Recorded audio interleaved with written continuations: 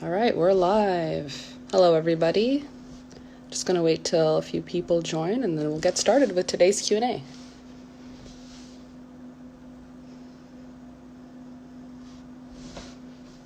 Hi, everybody. Thank you for joining. We're just going to wait for a few people to join and then we're going to start the Q&A.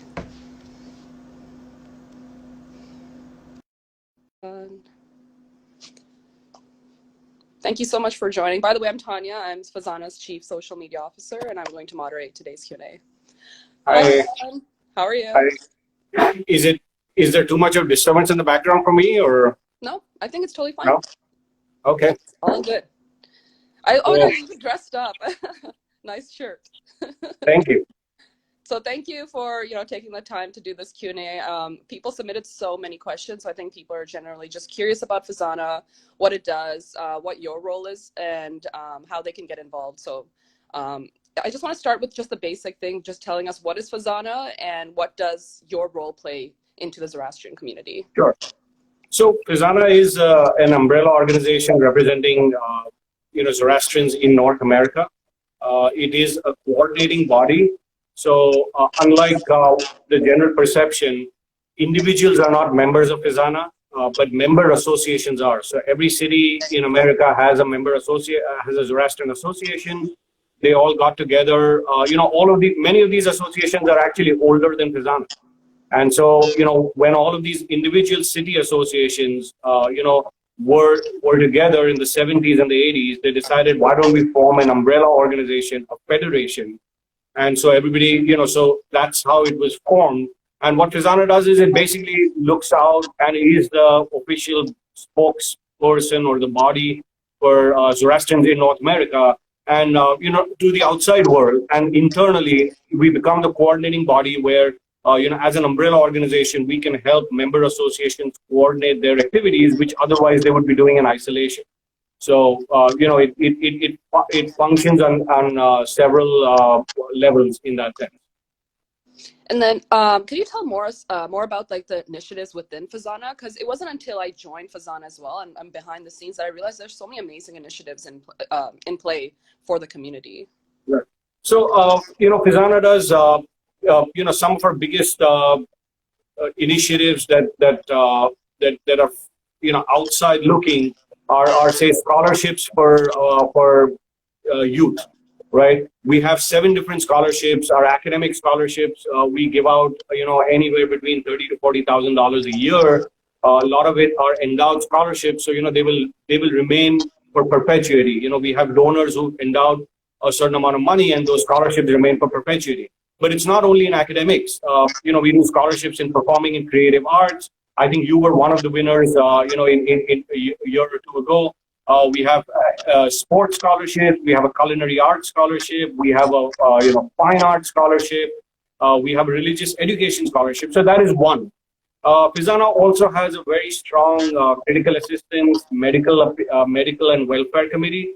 So we do welfare and medical aid to people, to Zartustis all over the world, not only in North America. So whether it's India, whether it's Pakistan, whether it's Iran, through ways and means that we can, and of course in North America itself. And over the years, we supported people, everything from people needing heart transplants and liver transplants to support to paying for people's funerals when they cannot, or domestic violence or abuse, or women's issues. So that is another initiative that we do.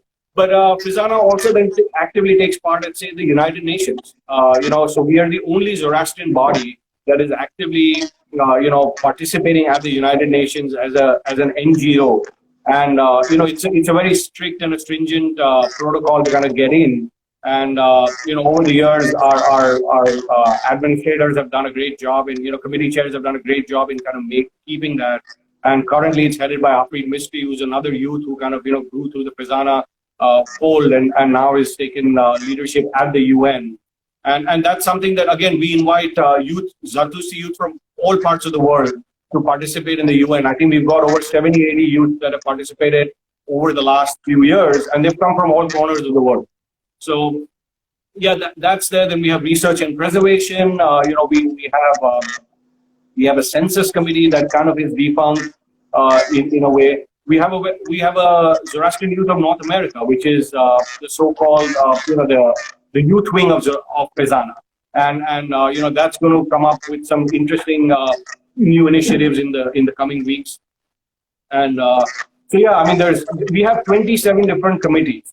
If you go on FEZANA's website, which is fezana.org, we have 27 different committees, and to anybody who's listening and who's out there, if you want to just participate, look at those committee lists, see where your interests lie, and then send me an email or send the committee chairs an email. There should be a contact link over there, but if you don't find it, send me an email. My email is president@fezana.org.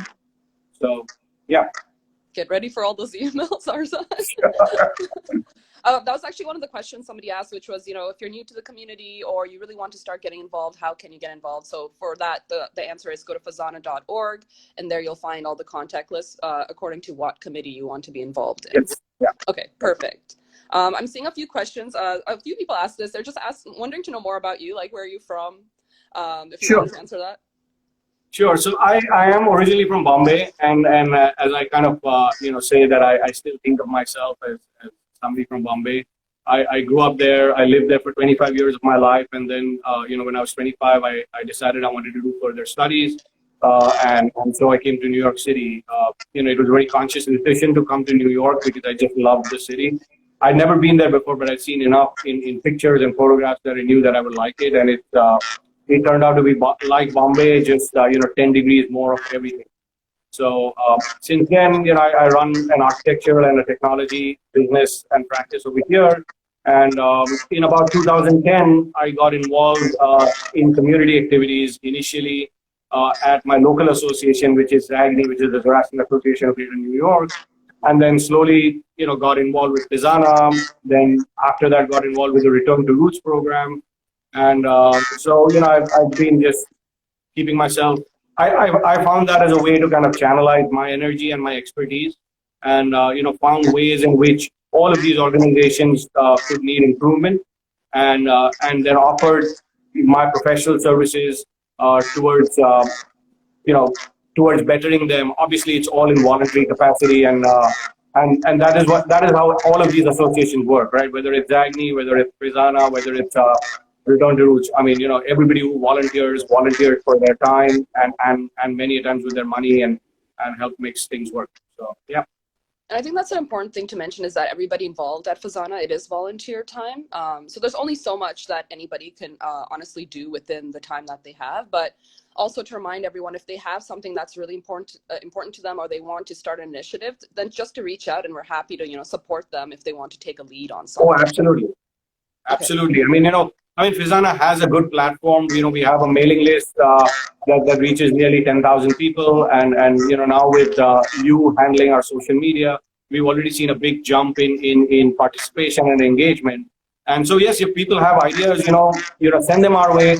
We don't promise that we will take every idea and run with it, because it also has to align with the goals and principles of FEZANA, but also what we've been doing in the past. But we can always find a way to kind of make a really worthwhile idea into a reality. Yeah. Great. Do you want to kind of just briefly touch on what your mission is as the president of FEZANA, what you're hoping to accomplish? Sure. So I see myself at a time, when I think FEZANA is really moving to the next generation. We had the founding generation, as I like to call them, at FEZANA. People who came to the United States and to Canada in the 50s and the 60s. And then built up the community over here. So those folks have been here for the last 40, 50 years, but now it's time for the next generation to take on. And then, so what does that mean? Because you also have a lot of people who are now born first and second generation, born in the North American continent, right? So they don't necessarily come with the same kind of connection to the old lands of India, Pakistan, or Iran. So, how does FEZANA make itself relevant to a Zartusti who's born in North America, where, by the time you're born and you're young enough, you have three identities, right? You have either the Canadian or the American identity, which is your Monday to Friday identity. When you go to school, you're one of them. right? But then you also have your ethnic identity, which is you're either Indian, Pakistani, or Iranian, right? So you kind of have that identity.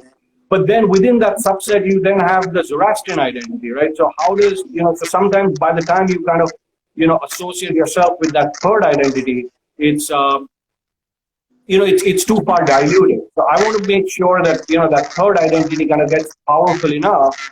And one day we have a new hyphenated identity, which is the Canadian Zoroastrian or the American Zoroastrian, right? I mean, just now we call ourselves Canadian Indians, Canadian Pakistanis, Canadian Persians, so why not Canadian Zoroastrian or why not American Zoroastrian? So that's really one of the thrusts that I want to deal with. And I think the only way that can happen is to empower the youth. And so we are starting to take means and methods to kind of do that, whether it's reaching out to youth, like on a platform like this. We appointed our first chief social media officer. That was you. I think you kind of just fell into place, with what work you've done. So I think like people like you are the poster child for what we are hoping to do in the years to come. And so the empowering, engaging youth will be our primary focus. We also want to kind of make FEZANA more relevant. Just now, the struggle is that, FEZANA is this one body which everybody hears of, and most people associate FEZANA to be just a journal, right? But it's not really that. I mean, there is so much more that happens. Our challenge, obviously, is that because we don't have a physical presence in any one place, and our actual members are associations, it becomes difficult for us to kind of, sometimes we are seen as competing with the, causes of the associations, and we don't want to do that. So we are very cognizant. So we're taking a relooking at things where if associations are doing things better than FEZANA is, we will take a secondary role in that and empower the associations. But if there are things that FEZANA can do better than the associations, then we would like to take the primary role in that and help ask the associations to actively support us within that. So yeah, I mean, that would be the guiding principles of what we want to do. We're looking at things like starting, a youth camp, a national level summer camp for kids, because just now the kids between the age of 6 and 18, FEZANA doesn't cater for them at all. We have youth congresses where the minimum age is an 18-year-old, right? And we have adult congresses, but we don't have anything for the youth. So we're trying to, establish one of those. We hope to do like a global youth exchange program with Zoroastrian youth, where youth from North America can go and stay for a couple of months with a host family in the UK or in India or in Pakistan or in Iran, and then we reciprocate that in the coming years. So those are some of the other initiatives that we want to put in place. I think that's awesome. I think there's so much that we want to do, within the year or within the next few years. But it starts with just supporting our associations that are already doing great things. Yep. And then just starting our own initiatives as well and trying to target all of those demographics, whether they're very young or have been around for a while. But just anybody really who wants to be invested in the Zoroastrian community, we're trying to support them. I think that's awesome. Thank you. I'm going to just go through this long question list. Sure. Well, one of the questions I think you've already answered, which was what plans do you have to get youth more involved? So you mentioned a few of those things. What's your plan to strengthen the relationship between FEZANA and Zoroastrians of Iran? So I think that, it is, that has always been one of FEZANA's biggest challenges. And sadly, it has nothing to do with the efforts of FEZANA. It all has to do with the politics and the stand that the country takes. So, for example, we have very deep personal ties with the Zoroastrians of Iran, right? Many of our Iranian, members have family back home in Iran, so we are aware of what's happening over there. We try to, keep abreast of the ground realities. But for example, when we need to do fundraising, we cannot do any fundraising because we cannot transfer any funds to Iran. So a lot of people get all upset at FEZANA as to, why is FEZANA not doing a direct fund appeal, is because the government regulations just don't allow that, right? But that doesn't mean that we stop at that. We find other ways. We direct people to donate towards causes in, say, India or Pakistan, which do not have those kind of restrictions to help the folks in Iran. So, we are doing that. My predecessor, Homi Gandhi, last visited Iran I think 2 years ago, and he got an amazing welcome. I mean, from Mohammad Firozgari in Tehran and in Yazd and in Shiraz and in Kerman. So people were genuinely happy that somebody took the time and the effort to kind of, come and visit them.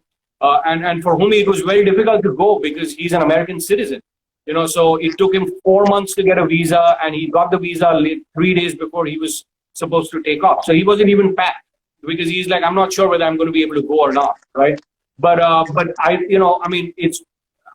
to any Iranians who are listening to us out there, Iranian Zartustis, or even in North America, it's not for lack of effort, right? I mean, we are connected. We do our best to kind of help out, but officially we are bound by the fact that we are a 501c3 charitable organization, and we have to, go by the rules that the country sets. And FEZANA is headquartered in the United States. So, there are certain challenges and limitations, but we try to, help out in the best way we can. Awesome. Thank you. Another question is, how can someone become Zoroastrian? So, I think people have to keep in mind that Zoroastrianism is a religion, and there is nothing that would stop you from practicing and following, a religion of your choice, right? Personally, I would say that if you, in Zoroastrianism, we have the Navjot or the Sadr Pushi, which is basically the initiation into the faith, right? So Parsis do it at the age of 7 or 9. Iranians tend to do it at the age of between 15 and 20. I would say that, one needs to at least have the Sadr Pushi done. You need to make a stand saying that, yes, I would like to be initiated into the faith. And then you have to do whatever it takes to get that, and then to continue the practice. And of course, educate yourself, learn more about the religion, meet other Zoroastrians, understand the differences, because there are differences, right? I mean, there are cultural differences between Zoroastrians from, say, Iran and say the ones from India and Pakistan. Understand those differences and then embrace them, embrace all of them, because don't take sides. I would say embrace all of them, but definitely you need to have your Navjot or your Sadr Pushi. That's really well said. Thank you. I really love that answer. Another question is, what are the principles of Gatha? So I think let me put it this way. I'm not a scholar of the religion. The Gathas are the original hymns or poems by Zarathustra, and they are just one part of our Zoroastrian canon, right? I mean, we have a lot more theological, texts, and so the Gathas are just one portion of them. But from all all research and all understanding, they go back to the words of Zarathustra.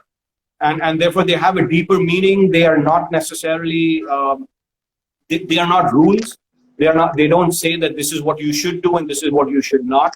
They basically lay the framework for how one can lead a better life, and how one can be a better Zarathustri. And there are enough sources out there. If you Google, there's avesta.org. There's a website that's run by Dina McIntyre, which kind of dwells into the Gathas. And the Gathas are so deep that, you would need years of understanding. And in fact, I myself find myself lacking in what is the deeper understanding of the Gathas beyond just the superficial. And I actually joined up for Zagni's Gatha class. Nice. Zagni's been running these Gatha classes, and they opened up enrollment for the new one starting in September. So I signed up for that because, I found myself asking myself the same question as to, so I couldn't talk beyond the first, couple of words or kind of, quote one line or two lines, but that doesn't do me well. So I think, if anybody wants to know more, there's enough internet resources, and check with your local associations. I know that Zambi has a Gatha, study circle. I know that Toronto does something similar. So, check with your local, local associations, and you should find out more about them. And someone wrote, please share the Gatha class. So what I'll do is I'll just look into that, Arzan, and I'll share it on our page as well. So sure, yeah. Awesome. And please keep adding comments, adding questions. I am reading them. I just can't respond to them right away, but I really appreciate it. I saw somebody wrote that we've done a great job, responding to the pandemic in Iran and giving donations there. And someone wrote that it was their 2-year Sadr Pushi anniversary yesterday. So congratulations. I am reading them. Thank you, everyone. Another question is, What do you envision your leadership benefiting ties with the Indian Zoroastrian leadership, and how? So I think this is a very critical and a very important question. Um, India is today. India has the largest Zoroastrian concentration. Anywhere from about 50,000 people, right? Majority of the Zoroastrians in India, majority of the Zoroastrians in North America, who are Parsi, find their roots back home in India or Pakistan, basically the Indian subcontinent. And FEZANA has always had very strong ties with the Bombay Parsi Panchayat, which is the de facto largest organization in India. Luckily for me, there are 7 trustees over there, and at least 2 or 3 of them are very dear personal friends. They've been friends before they became trustee or before I became FEZANA president. And so I actually hope that, that personal relationship can help us further strengthen, some common projects that we can do together. We haven't necessarily done anything that's common on an organizational level. We've supported each other informally. So, if they put out an appeal, we'll send it out over here and we'll raise funds. Or if they send us, somebody who wants help, a student moving here needs help, and we'll kind of connect them informally. But I'm hoping to actually do that formally. In fact, I was supposed to go down in August for Muqtad, and I was supposed to meet them in my official capacity, after I got elected. But of course, that will have to be postponed to December. But I think there is enough collaboration that can happen, and we actually do collaborate. There is, FEZANA is at the North America-wide level, but above that we have the Global Working Group, which meets once a year. It's a coordinating body of all the leadership across the world. So, from Hong Kong to Singapore to Pakistan to India, UK, North America is represented by FEZANA, Dubai, all of them. So we do meet and we find ways of mutually collaborating. So, I personally think, obviously India is also where I come from. So, that's where all my family is. And it just happens that I happen to know the trustees on a personal level, and I think I can take that personal relationship and make it a more formal structured relationship with the Bombay Parsi Panchayat in the years to come. That's really good to know. Thank you. What are some of the major projects that you have in mind for your tenure as president? So I think I spoke a little bit about it, but one is for sure, the FEZANA talks is one of them, right? And that is happening due to circumstance. We were going to have the North American Congress in Houston this year. We had to cancel it for obvious reasons due to the pandemic. That would have been an opportunity where you get to meet amazing people and amazing speakers, and it happens every 2 years. Now, when that fell through, I was like, how can we capitalize and how can we take all of that was going to happen into those 3 or 4 days and make it happen now, right? So the idea of the FEZANA talks came about. And the way that we're going to structure the FEZANA talks is really that there will be, the serious academic, quasi-academic kind of level of talks, like the one that was there yesterday that Dinyar Patel did. But then there would also be ones that are primarily targeted towards the youth, which is the one that you're trying to put together. Yeah. Right? Because I think there are 2 audiences, right? That doesn't mean to say that youth talks should not be attended by adults and adult talks should not be attended by youth. So the FEZANA talks is one of them. I definitely want to look at establishing a Zoroastrian MOOC. A MOOC is an online initiative, like it's an open university. And, so you have all sorts of courses in other religions. Like, if you want to get a certificate course in Judaism or in Christianity, you actually can go to, sign up with programs that are affiliated to universities where people are teaching you these courses online. You sign up, some of them are paid, some of them are free. So I'm working with, Dinsha Mistry, who's spearheading that project to see how we can formalize and have an established Zoroastrian MOOC. Because one of the sad things that has happened, with the internet is that everybody's becoming a scholar, right? And it's very difficult to figure out, what's really scholarly versus what is opinion, right? And the more you're on the internet and the more you kind of start reading things, you'll see that, there is very little that is scholarly and a lot of it is just opinion. So I think FEZANA can take a lead role in that. And so in the next year or so, we're trying to do that. Then we want to set up a seniors committee. A lot of our founding generation are now in their 70s and 80s. And, many associations are doing individually different things to help the seniors. We want to kind of help at the FEZANA level to form a coordinating body to just help coordinate all of these efforts and share the lessons learned. If somebody's doing something really great, share it with other associations. The senior committee would do that. Another thing is to kind of revamp the religious education curriculum that we have for young kids. Every association has religion class, on the first Sunday of the month or the second Sunday of the month. But those have been, while the content is there, the way that the content is taught is not necessarily contemporary. So, but we now have a lot of people in the community who have amazing talent. We have illustrators, we have people who can make apps. We can, so we want to embrace that technology. So we are slowly putting together a small task force to kind of look at that and how we can, embrace technology and make religious education, especially for young kids. And that goes back to the idea that, if you're informed as a youth, when you're growing up, then you find the relevance of being a Zartusti in this world much more easier than having to open a book when you're 20 years old and try to read something and just lose interest. So I'm smiling at a comment someone just wrote, Arzan for world president. But Arzan, that's really well said. I mean, we have so many exciting things coming up, and I'm so glad that you're, spearheading those initiatives. And I think I'll just take this time to remind anyone that if they want to get involved, we're happy to have them involved, because everyone involved at FEZANA is volunteering their time. So we would love any kind of support, and they can reach out to us and contact the right person through FEZANA.org, and we have contact lists there for each committee.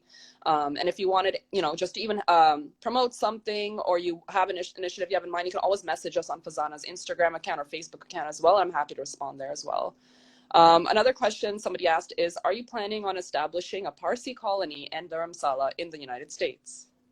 So you know what, it's actually an idea that hasn't that as much as it seems far out, has been brought up in the last 30 years, and one that would have really would have become a reality was in Houston.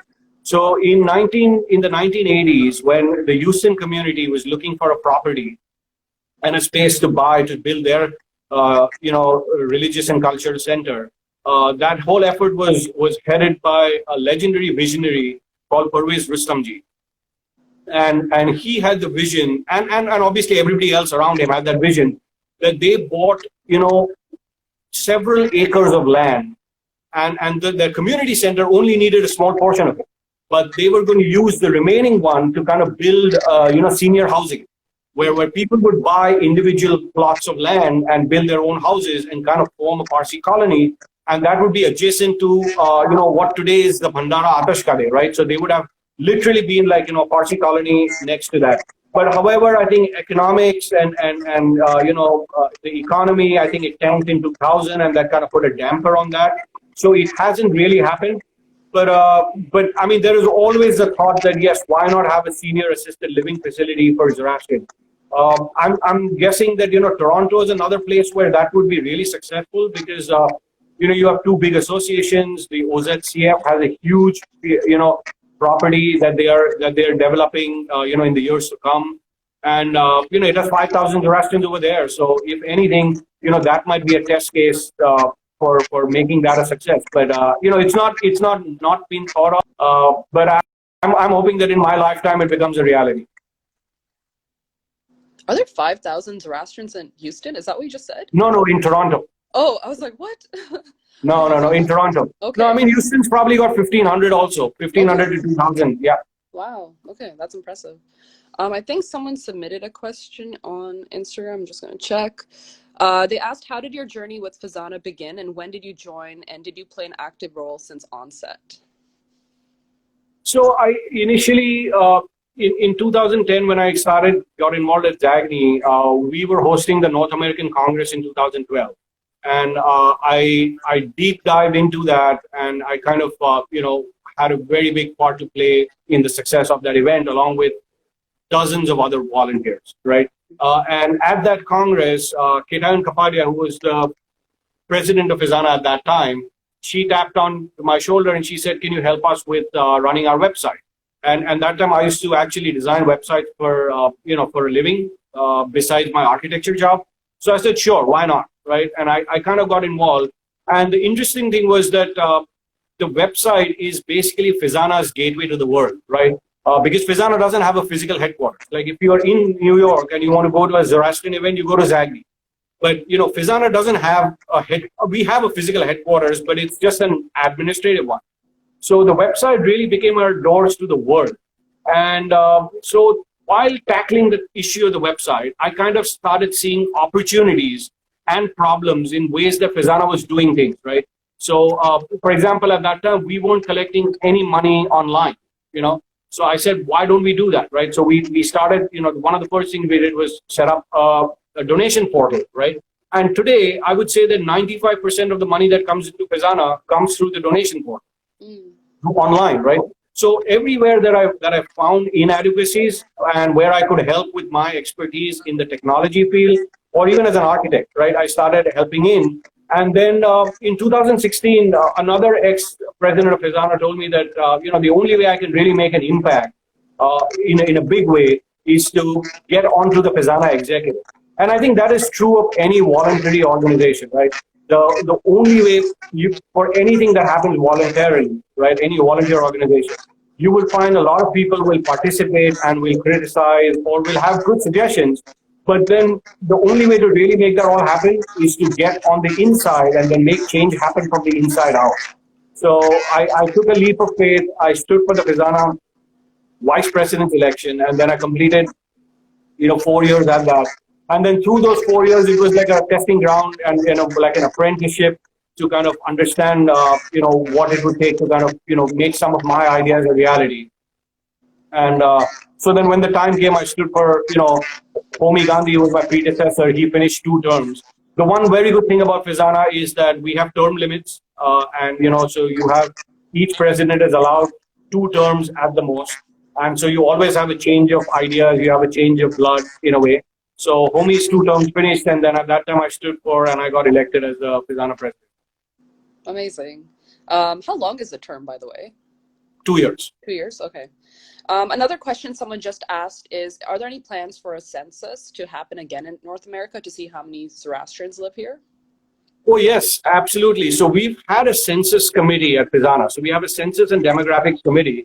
However, that committee has been defunct. So if anybody is reading out there and would like to get involved, please email me. The last census effort was done in about 2012.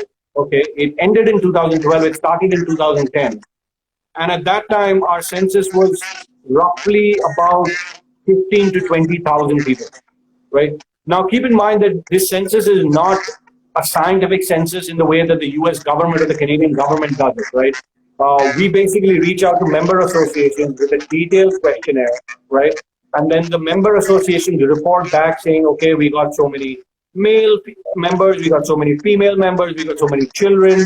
But of course, we are going to lose out on people, right? I mean, there are, even in New York City, I come across people, and I would say half the people are not members of ZAGNY. So then they don't get really counted in the ZAGNY numbers that, in the census count. So, but we definitely would want to do a census again, because I think once we do an accurate census, then we know how many people we stand for. And then, we can actually be counted, right? If we have accurate numbers, there are big pockets, like, for example, in Orange County in Southern California, there are at least 4,000 or 5,000 Zoroastrians, right?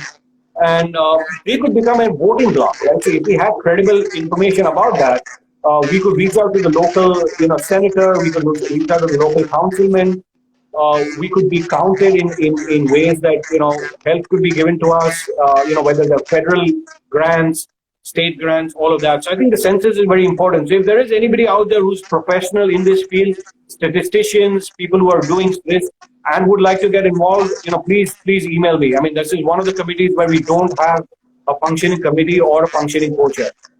Okay, great. Yeah. Thank you. And again, if anyone wants to get in touch with Arzan, they can at president@fezana.org. And you can reach out there. And if you also want to just get in touch in terms of social media, you can always just message directly on FEZANA's Instagram page or Facebook, or you can email me at tanya@fezana.org. Arzan, we're just reaching the end now. Is there anything else you wanted to add before we end up today? So I think the one thing that I really want to put out is that you know, there are ways that everybody can get involved in FEZANA, right?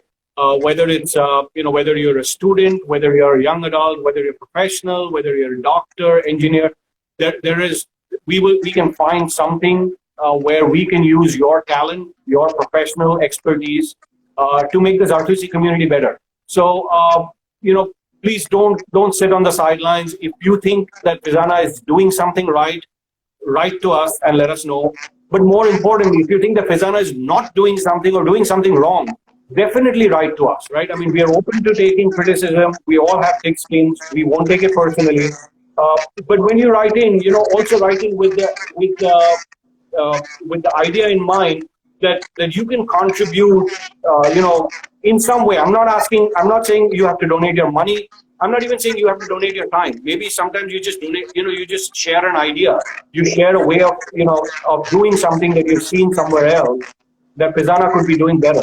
So if you're listening to us, reach out to your local association. That's actually where you should start first is, become a member over there, reach out, go to the function, take your kids to religion class. If you're youth, go for these youth mixers that happen, and just embrace the community, bring other people in, spread the word. So, if you're a young person going to school or college, and there's an opportunity at your university, talk about your religion, talk about your faith, and spread awareness, right? I mean, each one of us can be an ambassador of the faith, and it doesn't take a lot. And if you need help or if you need, material or guidelines, just reach out to us. We can help you. Tanya can help you through social media in spreading the word. We can put you in touch with other people who have expertise in if you need to give a 10-minute speech in Zoroastrianism, sure, we can get you that information. So, stay involved. Thank you, Arzan. And yeah, exactly. And if anybody wants to, do an Instagram live and there's something that's really important to them that they want to share, I'm happy to arrange that as well. Just message us. And again, you can email me at tanya@fezana.org and we can arrange that.